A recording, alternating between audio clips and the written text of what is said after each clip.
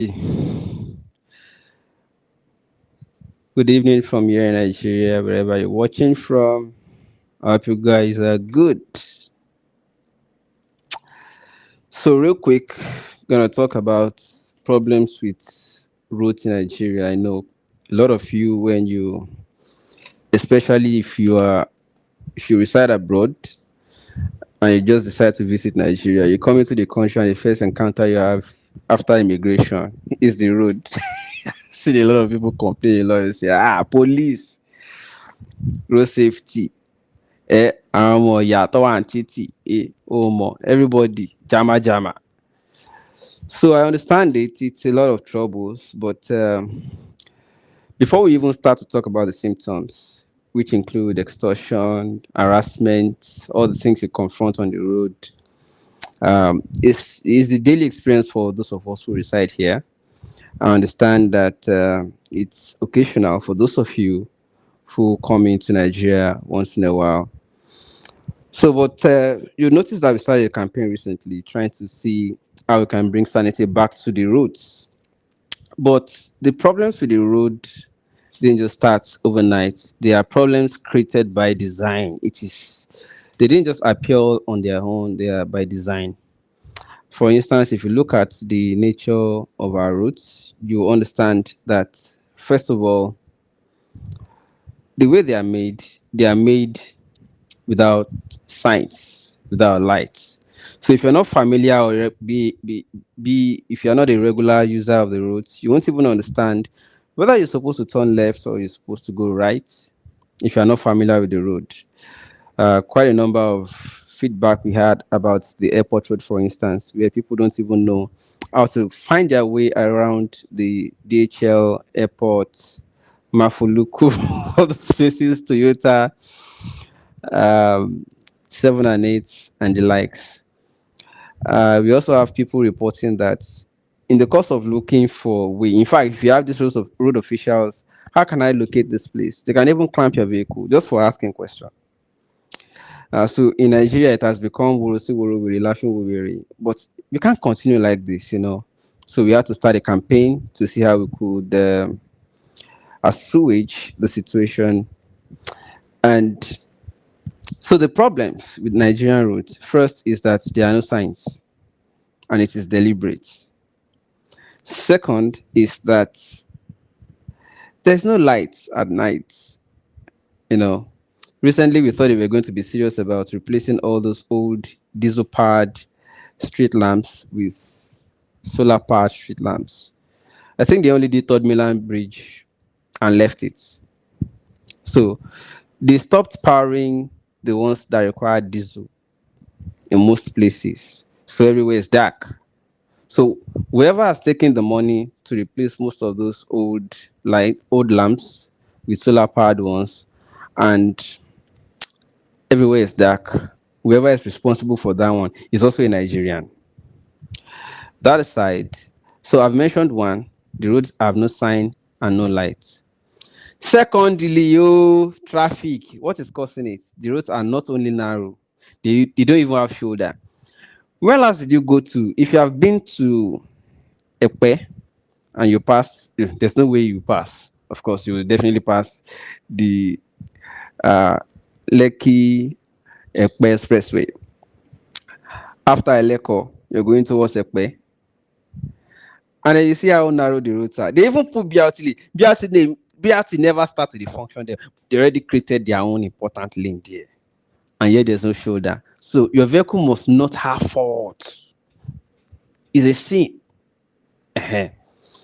And heavy articulated vehicles and trucks are plying that road. So if anything mistakenly happen, especially those that are transporting fuel, it's going to be highly disastrous, man. So you are driving, you are praying. Like, if you are driving on Nigerian road, you are a prayer warrior that moment. Because it is both physical, mental, psychological, and spiritual to drive in Nigeria. You have to be spiritually high. Like, oh my God, Jesus, oh more. So I've highlighted two. The third problem is that apart from not having shoulders, they didn't create uh, enough space for bus stops in Nigeria. So that's why sometimes you're driving, you just see down fools, struggling the road with you. You are not competing for passengers with them. Oh. You just dey go your own, JJ, they will obstruct you. In the middle of it all, you still see those agberos trying to collect change from to collect their revenue, their tickets, all that. They too will be causing and adding to the traffic. All of them, they there, they do their own, no problem. The question is, how much do these people make per day from giving tickets, issuing tickets to Danfo, all those LT buses, mini buses, Korokwe, Keke, Napep, and bikes? How much comes from all these things in a day? And how much is it to just get small space for every chairman of every bus stop? Mandate them, create somewhere buses can park conveniently now, but they will not do it. One day I attended a meeting. It was former chairman of a local government, I won't mention. And then they invited the ticketers. It was in Ogun State, so Akomoron, Rider, whatever, all of them. If you see the vehicles these guys came with, the latest Lexus, the latest Lexus, and they came in convoy. They intimidated the local government chairman that day. Let's just look them. And they are all white made white by cream, by bleaching cream. All of them bleached. We are white. And this cap, or this Muslim cap. I'm sorry, I'm not trying to attack any religion. I'm just describing the cap. And they wear white. And if you see their skin, bleached. And all of them are driving the latest Lexus. And they came in convoy. They make a lot of money from those boys they used to be doing ticket on the road. Every day. The question is, how much does it cost to maintain small garage? How much? Yes, they will not do it. They will make sure that they are on the road. Causing obstruction and making daily life miserable for road users.